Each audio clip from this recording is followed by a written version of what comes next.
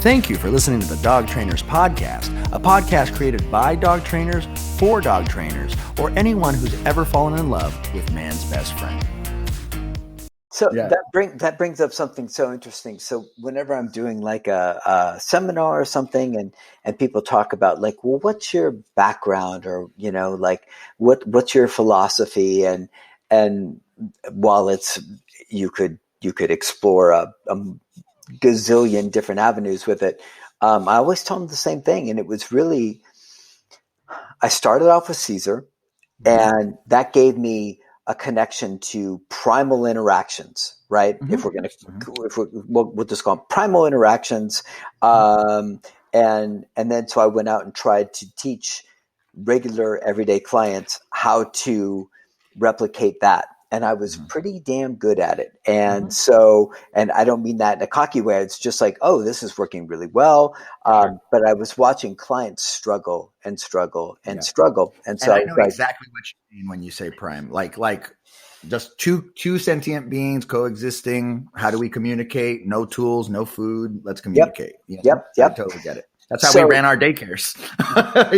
Nice. And so then I stumbled onto Jeff. And I was listening to Jeff's radio show, and he was the first person I heard giving owners permission to actually say no to their dogs, and actually looking at the realities of like, well, most of these people are working 10 to 12 hours a day. They don't have time to come home and do a 6 to 8 hour protocol for a pure positive, whatever it might be. And he started talking, of course, about leash and prong, and just basic obedience. So then I took Jeff's stuff, and I followed his stuff, and I was like, okay, so how can I incorporate Caesar's stuff and then Jeff's stuff?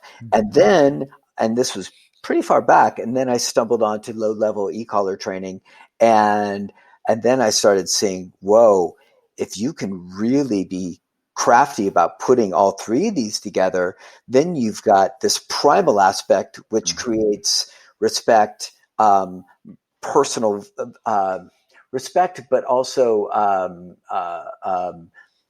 canine to human value perceptions, rather than just like working tools or things like that. So the primal aspect, I just think that so many people have lost their way with that. Yep. And it's become unsavory, and a lot of folks just don't want anything to do with it.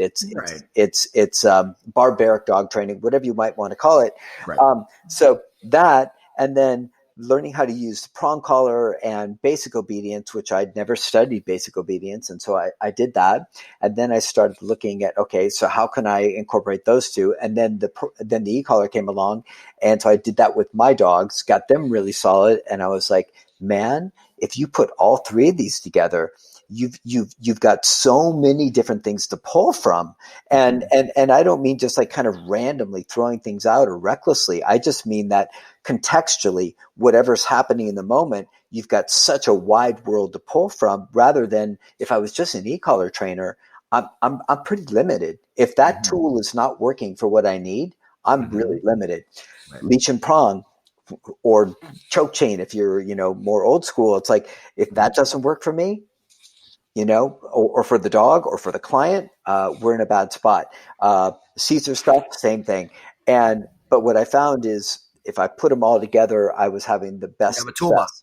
Yeah. Have a toolbox. And based on how can I leverage this toolbox in the most simplistic fashion without dummying it down to where clients could then, which was the most critical piece, how could clients replicate what I can do?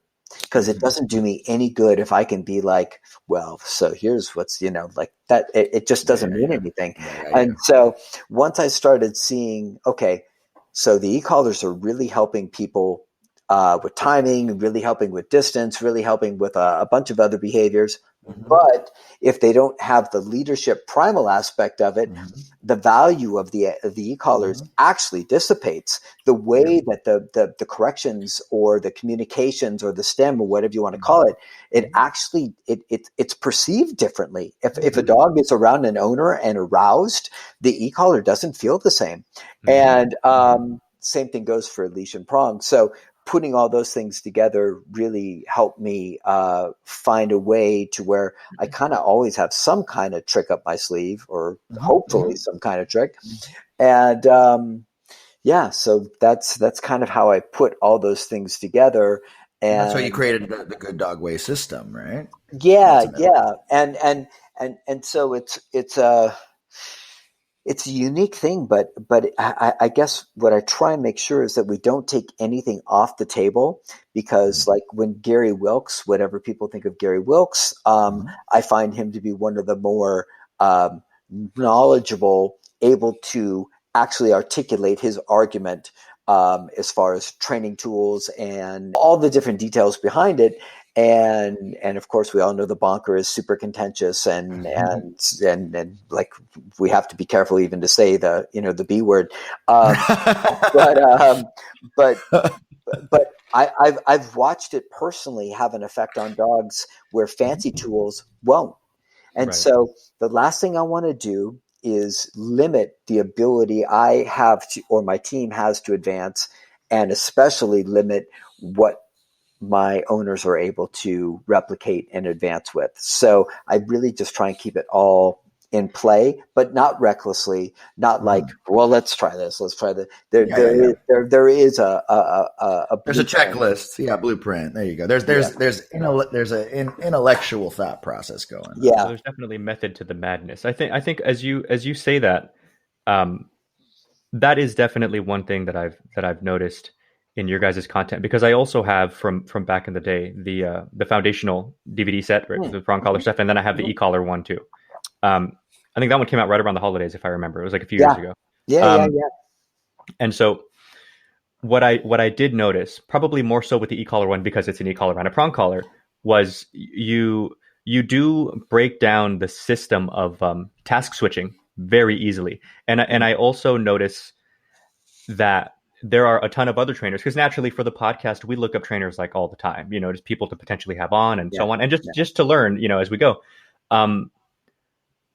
I mean, you'll see other trainers like Jeff, like a lot of other guys that, that they run prongs and e-collars and stuff like together at the same time. But it's easy sometimes for some of them to like overcomplicate the process, or they kind of like accidentally or purposely or whatever double up on the correction. Whereas you guys take the more, like, hey, look, if the e-collar is working here, do it here. If the prong's working there, do it there. But there's no reason why you can't run them both and decide which fits right now. And just making it okay for owners to understand that there's nothing at all wrong in the world about setting yourself up to where you really can't lose, because the only one who ultimately benefits is your dog. Yeah, 100%. Context is everything. So you can have a dog that's amazing on the walk with reactivity on an e-collar, but it's terrible in the house, terrible at the front door, terrible with a multitude of things. So being able to have this wide menu of options allows you to be hopefully smart and selective and say, okay, so I've seen this, and dogs can surprise you, but being able to pull a bunch of different options depending on the context and depending on the dog allows you the ability to have the best shot at, like, how do we get through? And what I always say, which might or might not be popular, is like, how do you find the dog's kryptonite if we're trying to stop behaviors, not if we're trying to teach them to do things. Like, it's not about that. So everybody slow your roll if anybody's upset about that. But but it's mainly about, like, what is the thing that the dog really doesn't like in this context? So then we can get on to teaching them what we do like. Definitely. So let me ask you a question, but before I do, I just wanted to finish out that point with a piece of the first book. I remember I was one of the ones with the first book that, like, the book came out and then the Audible came out. And I was like, man, when is the audio and like the second that it was available on the gooddog.net website, I was like, bam. So I listened to the first one, and I always love when the audiobook is read by the author. I typically don't buy audiobooks if the author doesn't read it. So it's nice to hear you. And then it was funny because you said the same thing in the intro to the second one, but in the first one was like, hey, the Audible version may be a little different than the actual book. And I was like, well, bring it on then. Because it's fluid and it's in the moment, But what I was getting at was, one thing that you mentioned in the first book that's encapsulates to my mind right now, like perfectly what you just said, was food and all that good stuff is an excellent way. The reason why it's good at shaping behavior is because it's great to rev the dog up or add excitement. Mm-hmm. Sometimes you need less, not more. I think that was the title of the section of the first book, and I was like, there you go. I know this information, but presenting it in such a way. Right. So yeah, I remember in the first book you made a comment also about praise. Like, are you revving your dog up, or are you like if you want the dog to be focused and everything, and you go, "What a good dog you are!" Like, right, you throw them off. Helping or hurting is right. Basic concept. Yes. Yeah. So with that being said, there's also a certain when we talk about all these YouTube videos that you guys did. The earlier stuff was more like direct training videos. I remember watching you like conditioning a dog on a prong collar, conditioning a dog on an e-collar, with that old Hummer that I thought was like clean. I like that. So there's a certain series of like characteristics that I think people have to have in order to put out content like that. Like, you have to be brave, you have to have a thick skin, you have to, this and this. And so my question then is, I was amazed with a lot of well-known trainers. Like, I did not think this would be a thing, but I guess it can be sometimes. And I'm not surprised why. Is people like Tommy Davis. I want to say Jeff told me a similar thing, because we're trying to have him on as well. With all the pushback that these guys get, even though the success is huge, they sometimes actually get to a point to where like they're kind of tired of it, and they're kind of like, you know what, I'm just going to stop even, and I was amazed. I was like, really? And so I just wonder, have you ever had that kind of feeling of like, why do I even bother? These people who think they know every single thing when I'm just trying to help people just tear you down. Mm-hmm. That's a really good question. I think for me, I wake up every day, I study first, and so it plants all sorts of evil thoughts in my head. And then I try and find a way to superimpose or overlap or find parallels between whatever I've studied and something that might be relevant to dog stuff. And for me, it's a really selfish practice. I know it's the goal is to help owners, but it's really a selfish practice to try and see if I can come up with something I'm proud of. And if I do a good job of it, then typically it does well. As far as, there was definitely a period, it's funny that you mentioned all this. There was a period, I don't know, 5, 6, 7 years ago, where things were hot and heavy, and there were a lot of Facebook groups that were really after me and Jeff and a couple other trainers. And me and Jeff would have to like literally text or call each other and talk each other off, like, I'm going to write this motherfucker. I'm writing. Yeah. Jeff would be literally, you're right on the money. Jeff would be like, dude, why are you on your third hour of corresponding with this person? And I'd be like, I don't know. I don't know what I'm doing, but I've lost my mind. Right? It's a rabbit hole. Yeah. And so we really, as friends, we really work to encourage each other to support group. But to set a standard and say like, look, first of all, it has to be respectful. Like, you can ask us any question, but it has to be based from a true intent understand of respect and want to have a true dialogue. So if you want to have that, there's not many times I'm going to delete, ban, or anything like that. There are people that will trap you and make it sound like it's something. Oh, of course, right? Take you out of context. Right.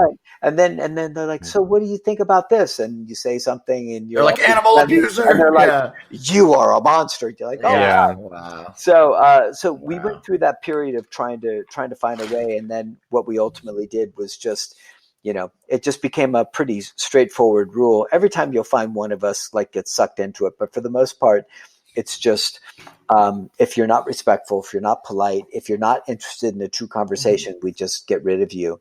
That way we don't waste our energy. And it also, you kind of want to protect your page. Right. Like, there are people on there that are not only, so there are some people that are advanced, some people that are in the middle, and then there's people that are just exploring.